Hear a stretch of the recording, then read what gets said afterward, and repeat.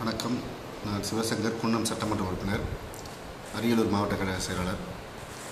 சமூக இணையதளங்களில் கழகத்தின் பணி இன்னும் சிறப்பாக இருக்க வேண்டும் என்பதில் மிகுந்த அக்கறையோடு இன்றைக்கு ஒரு அணியாக செயல்பட்டு கொண்டிருக்கிறோம். ஃபேஸ்புக்கை பொறுத்த வரைக்கும் TKS இளங்கோவன் நாடாளுமன்ற உறுப்பினர், கழகத்தின் அமைப்புச் செயலாளர் அவர்கள் சிறப்பாக இயங்கிக் கொண்டிருக்கிறார்கள். அதேபோல் தருமபுரி நாடாளுமன்ற உறுப்பினர் வழக்கறிஞர் தாமிரச்செல்வன் அவர்களும் சிறப்பாக செயல்பட்டு கொண்டிருக்கிறார்.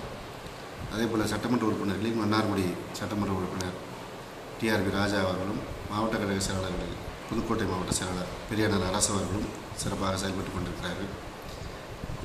இந்த சமூக இணையதளம் என்பது மிகப்பெரிய அளவில் இன்றைக்கு படித்த இளைஞர்களிடத்தில் சென்றடைந்திருக்கிறது. எனவே அவர்களை சென்றடைவதற்கான ஒரு வாய்ப்பாக இதை நாம் பயன்படுத்த வேண்டும்.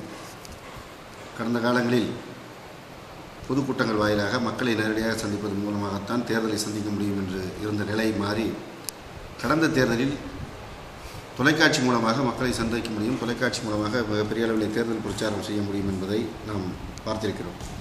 அதே போன்று தான் இன்றைக்கு முன்னேறிய நாடுகளில், அமெரிக்கா போன்ற நாடுகளில் ஃபேஸ்புக் பெரிய அளவில் தேர்தல்களில் பங்கேற்று பணியாற்றியிருக்கிறது.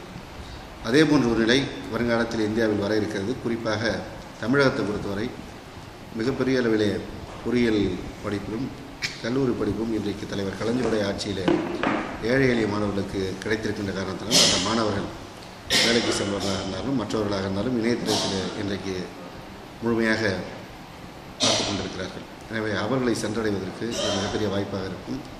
எனவே கழகத்தை அடுத்த தேர்தல்களில் இன்னும் வலுவுற நிலைநிறுத்துவதற்கு இதை நாம் பயன்படுத்தி கொள்ள வேண்டும் என்பது என்னுடைய விருப்பம்.